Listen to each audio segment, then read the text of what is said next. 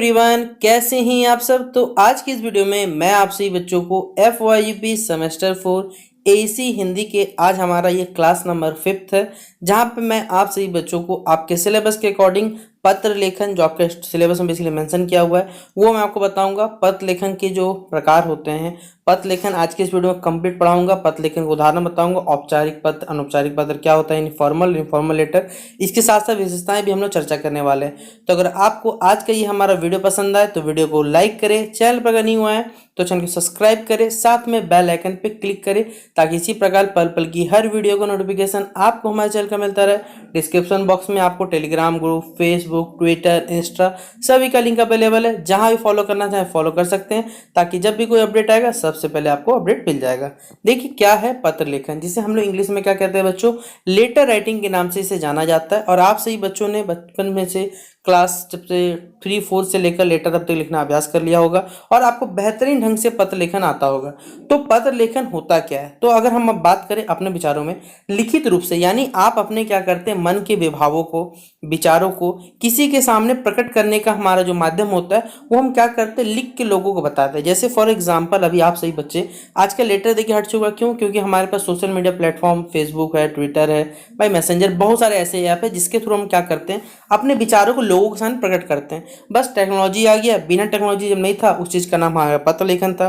तो पत्र जो होता है अभिव्यक्ति का एक सशक्त माध्यम होता है जो कि लेखक यानी जो लिखने वाला और जो पाठक यानी पढ़ने वाले के बीच में आत्मीय संबंध उत्पन्न करता है। जैसा कि आप सभी बच्चों ने देखा होगा कि सेना में जो हमारे जो सैनिक बहादुर लोग होते हैं, आप सभी बच्चों को मालूम होगा कि उनको बेसिकली जो फोन का इस्तेमाल है वो लिमिटिंग टाइम तक ही केयर करने दिया जाता है कि एक दिन में या 6 दिन में एक बार बात करना है, सिर्फ 2 मिनट 1.5 मिनट में इतना बात करना है। सोचिए 1.5 मिनट से 2 मिनट में अपने लोगों से किस प्रकार बात कर सकते हैं। तो लोग उन्हें क्या करते हैं, जैसे चिट्ठियां भी लिखते हैं कि चिट्ठियों में अपना जो विचार रहता है, यानी पत्र जो होता है, पत्र में सारे के सारे विचार लिखते हैं। लोग जो हमारे सैनिक जन हैं वो भी क्या करते हैं, अपने घर वालों पत्र लिखते हैं। तो पत्र लेखन ये आज का नहीं भाई, बहुत पहले का ये माध्यम है।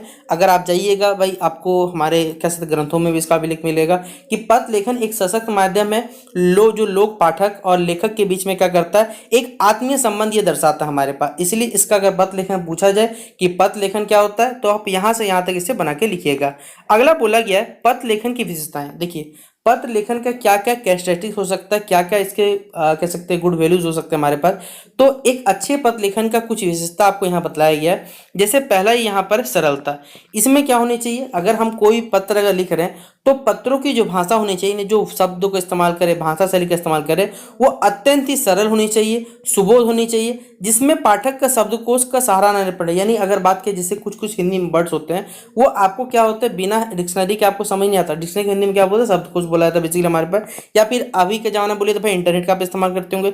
लेकिन अगर कोई चीज़ सरल भाषा में रहेगा तो उसे कोई भी आदमी बच्चों क्या कर सकते हैं, आराम से पढ़ के समझ सकते हैं। ये सबसे पहला इसका गुण होना चाहिए कि इसमें क्या होनी चाहिए, सरलता होनी चाहिए।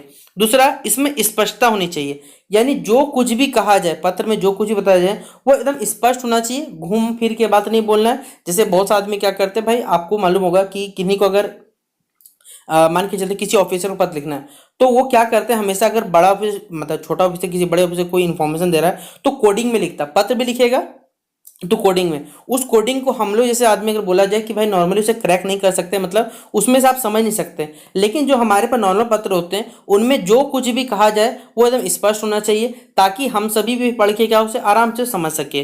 फिर उसमें संक्षिप्तता होनी चाहिए और संपूर्णता होनी चाहिए, ये इसके दो विशिष्ट गुण होने चाहिए। यानी पत्र में देखिए जो कुछ भी बातें लिखी जाए वो गागर में सागर भरने के समान होनी चाहिए। यानी आप जितना पढ़ रहे हैं शॉर्ट में जितना पढ़ रहे हैं, लेकिन वो क्लियरिटी उसमें देना चाहिए ताकि आप पूरा पत्र जैसे आप बताए, अर्थात पत्र अपने में क्या होता है, संपूर्ण होना चाहिए, संक्षिप्त होना चाहिए, जिससे पाठक को किसी प्रकार का संदेह ना हो। मतलब कोई भी अगर आपने पत्र में बात बताइए वो इतना क्लियर होना चाहिए कि आपने शॉर्ट रूप में भी लिखा है तो सामने वाला उसे पढ़ के क्या कर सकता है, अच्छे तरीके से समझ सकता है। ये इसका बहुत ही महत्वपूर्ण गुण होता है, संक्षिप्तता एवं संपूर्णता।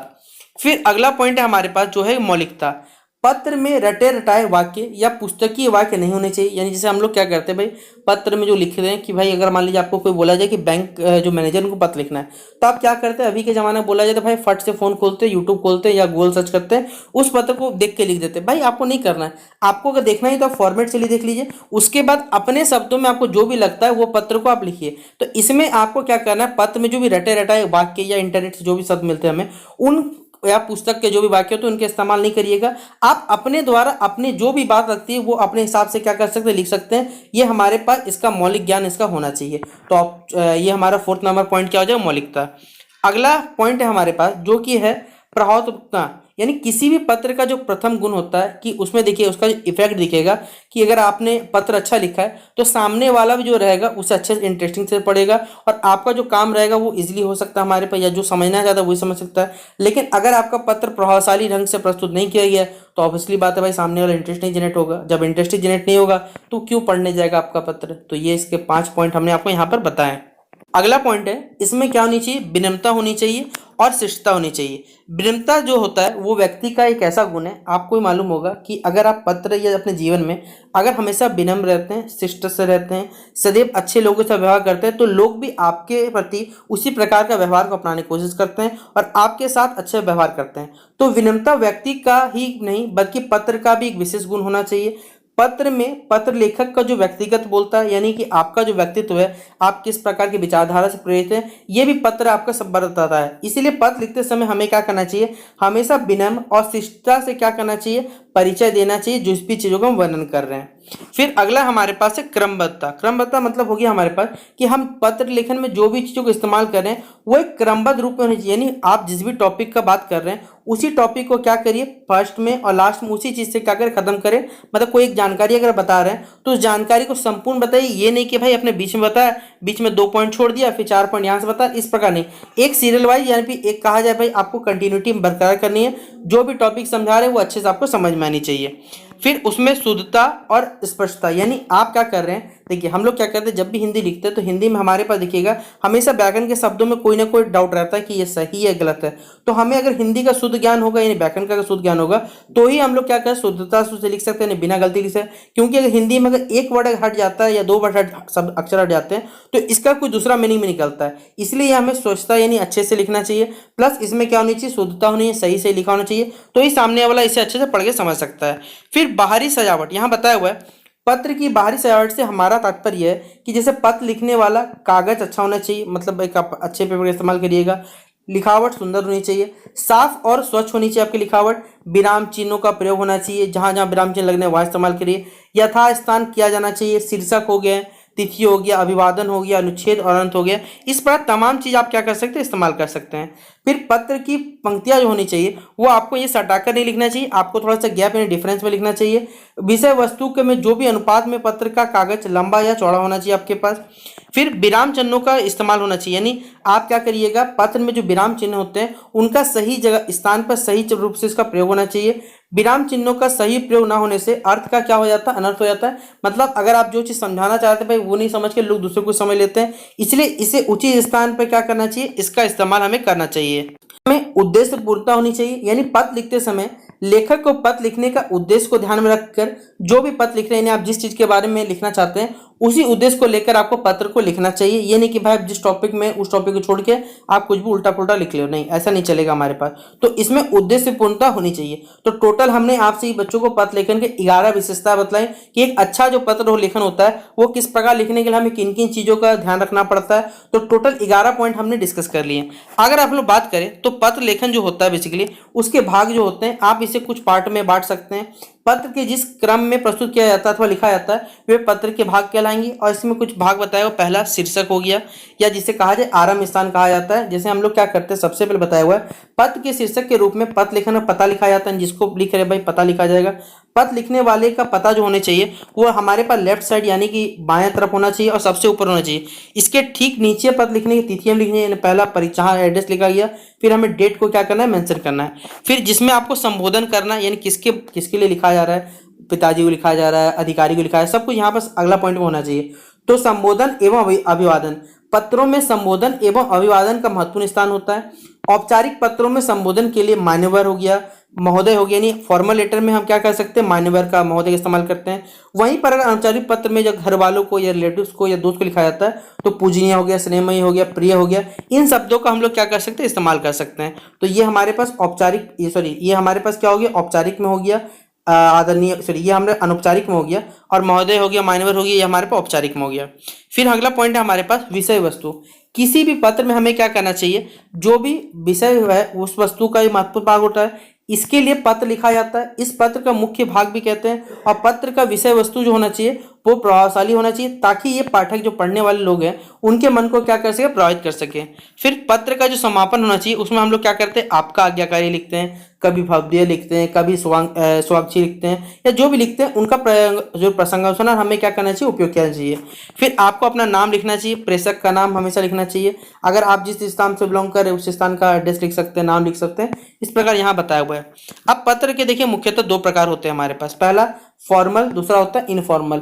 फॉर्मल मतलब औपचारिक पत्र, और अनौपचारिक मतलब इनफॉर्मल। तो जब हम क्या करते हैं, किसी अधिकारी को, प्रिंसिपल को अपने, या हेडमास्टर हो गए, या किसी एडिटर हो गए न्यूज़पेपर के, उनको जब लिखते हैं तो ये औपचारिक होता है। लेकिन घर के मित्र, पिताजी हो गए, बहन हो गई, ये सब फैमिली मेंबर, रिलेटिव, दोस्त हो गए, उनको अनौपचारिक पत्र में काउंट किया जाता है, यानी इनफॉर्मल लेटर जिसे हम लोग कहते हैं। तो औपचारिक पत्र में यह बताया हुआ है कि औपचारिक या व्यवहारिक पत्र भी से कहा जाता है। देखिएगा, पत्र में सरकारी कार्यालयों में जो भी प्रयुक्त होने वाले हमारे विभिन्न प्रकार पत्र आते हैं उनका वर्णन किया गया है। जैसे सरकारी हो गया, अर्ध सरकारी हो, गैर सरकारी हो गया, उनमें जो अधिकतर पत्र भेजे जाते हैं वो सब के सब क्या होता है, औपचारिक पत्र होते हैं।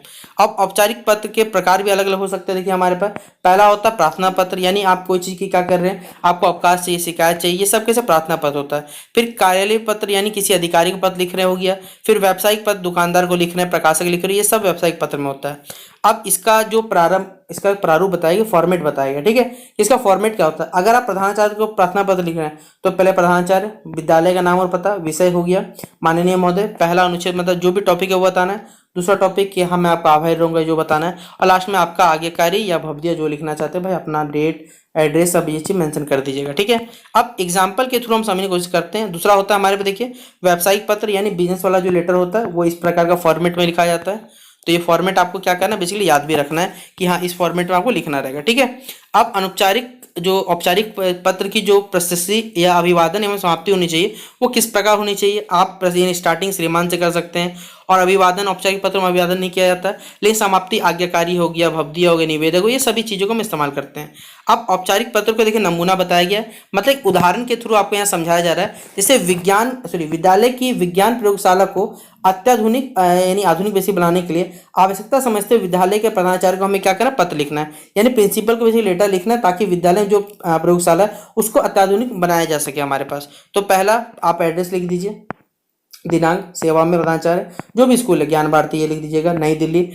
क्या हमें विज्ञान प्रयोगशाला को अत्याधुनिक बताते हुए, महोदया मैं आपके विद्यालय के इतना छात्र हूँ, आपके कॉलेज का तो कॉलेज लिख दीजिएगा, विज्ञान विषय में बहुत रुचि है, लेकिन प्रयोगशाला में कुशल ढंग से जो भी पर्याप्त सामग्री चाहिए वो अवेलेबल नहीं है, तो जितना हो सके जल्द, अगर कह सकते हैं जो भी सामग्री चाहिए अगर वो अवेलेबल रहे तो हम लोग पढ़ने में अच्छा हो सकेंगे, फिर हम निपुण हो सकेंगे। ये सारी बातें बताई हुई है, और इस कारण से हम लोग जितना जल्दी हो सके आपके स्कूल के लिए भी अच्छा ही रहेगा हमारे पास। तो जो भी रहेगा आपका नाम लिख दीजिएगा, यहाँ पर अपना क्लास लिख दीजिएगा, आपका जो क्रमांक है रोल नंबर लिख दीजिएगा हमारे पास, ठीक है। फिर देखिए बैंक को लिखना है, तो नई चेकबुक जारी करने के संबंध में आपको क्या करना है, केनरा बैंक के प्रबंधक को क्या करना है, बेसिकली पत्र लिखना है। तो आप यहाँ से लिख दीजिएगा, जो भी एड्रेस है लिख दीजिएगा, डेट लिख दीजिएगा, सेवा में बैंक प्रबंधक हो गया महोदय, केंद्रा जो कह सकते हैं केनरा बैंक का हो गया मयूर विहार, नया चेकबुक जारी करना है, आपका जो नाम रहेगा वो बता दीजिएगा कि आपका जो पासबुक है उसका डेट खत्म हो चुका, मतलब प्रिंट पेज नहीं है, तो आपको नया पासबुक चाहिए, तो नया पासबुक के लिए आपको अप्लाई करना है, जो भी रहेगा बात बता सकते हैं, उसका अपना नाम, पता, खाता संख्या जो भी रहेगा उसके बाद अपना सारा का सारा चीज मेंशन कर दीजिएगा, ठीक है, जिस सामने वाला समझ सकते हैं। फिर अगला हमारे पास अनौपचारिक पत्र। अनौपचारिक मतलब जब हम अपने मित्र, रिश्तेदार, परिचित लोगों को पत्र लिखते हैं उन्हें अनौपचारिक कहा जाता है। और इसमें भाई बहुत सारा ढंग होता है, बधाई पत्र, निमंत्रण पत्र, शुभकामना हो गया, किसी को सुझाव देना है, किसी नाराजगी, क्षमा याचना, सूचित, बहुत सारा रूप होता है। इसका भी फॉर्मेट देखिए वही है, पहले एड्रेस लिखना है, फिर डेट लिखना है, फिर आदरणीय जिसको लिखना है उसको लिख दीजिएगा, पूज्य लिख सकते हैं, पिताजी है तो, सादा प्रणाम, विषय वस्तु लिखना है, किसी के बारे में बोला जा रहा है, मेन टॉपिक क्या है, और फिर समापन करना, आपका स्नेह प्यार चाहिए हमेशा, इतना तो बता दिया गया। अब कुछ एक उदाहरण दिया गया कि प्रदेश के मुख्यमंत्री द्वारा प्रतिभा सम्मानित, अगर आपको ऐसे बताया गया कि प्रतिभा पुरस्कार सम्मानित होते पे अपने छोटे भाई को क्या करना है, एक बधाई पत्र वैसे लिखना है। तो सबसे पहले एड्रेस डाल दीजिएगा, फिर डेट, प्रिया अनुज हो गया, आपका शुभ आशीर्वाद बताया गया, हम सब लोग चलिए अच्छे हैं, आप भी अच्छे होंगे, आशा करते हैं कि हमने पेपर में पढ़ा कि और बहुत ज़्यादा खुश हुआ कि मुख्यमंत्री द्वारा आपको क्या मिला, यहाँ पर सर्वोच्च स्थान के लिए आपको पुरस्कार दिया गया, तो इसके लिए आपको हार्दिक बधाइयाँ प्रस्तुत की जाती है। तुम्हारे भाव क्या कह सकते हैं, मैं तुम्हारे भाई पुरस्कार से पूरा परिवार हमारा क्या हो गया, गौरवान्वित महसूस कर रहा है, इस तरह बताया और लिख दीजिएगा। और लास्ट में लीजिए तुम्हारा बड़ा भाई या अग्रज हो गया, ये लिख दीजिए, कंप्लीट हो जाएगा हमारे पास। तो इस प्रकार आपसे ही बच्चों का जो पत्र लेखन टॉपिक है वो पूरा कंप्लीट होता है। नेक्स्ट वीडियो हमारा लास्ट क्लास रहेगा जहां पे मैं आपसे बच्चों को निबंध लेखन जो आपके सिलेबस में मेंशन है वो पूरा कंप्लीट करवा दूंगा। तो अगर आपको आज का ये वीडियो हमारा पसंद आया हो तो वीडियो को लाइक और शेयर करें, बिल्कुल भी कमी नहीं करनी है। जितना हो सके अधिक से अधिक लोगों को वीडियो को शेयर कर देना ताकि सभी बच्चों के अच्छे से अच्छे मार्क्स एग्जाम में आ सकें। बाकी मिलते हैं नेक्स्ट वीडियो पे, तब तक के लिए जय हिंद और जय भारत।